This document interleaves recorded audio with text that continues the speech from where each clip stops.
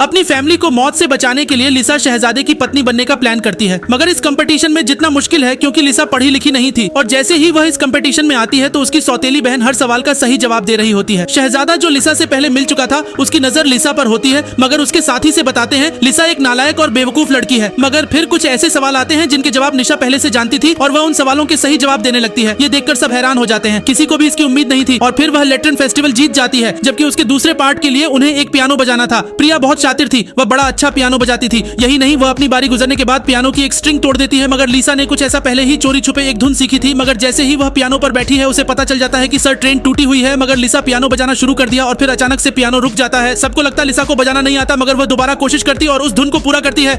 ये देखकर सब हैरान होते हैं क्योंकि ये धुन पूरे एरिया में सिर्फ एक ही बंदे को आती है। तभी एक आदमी देख लेता है कि पियानो की स्ट्रिंग टूटी हुई है। वह सब हैरान होते हैं कि एक स्ट्रिंग टूटी होने के बावजूद उसने इतना अच्छा पियानो बजाया, मगर शाही खानदान की ऑफिशियल धुन को बजाने की वजह से उसे पर चोरी का इल्जाम लग जाता है और उसकी सौतेली सिस्टम सबसे उसे पकड़ लेने को कहती है। अब लिसा यहाँ से कैसे बचेगी? अगले पार्ट के लिए कमेंट में पियानो लिखें।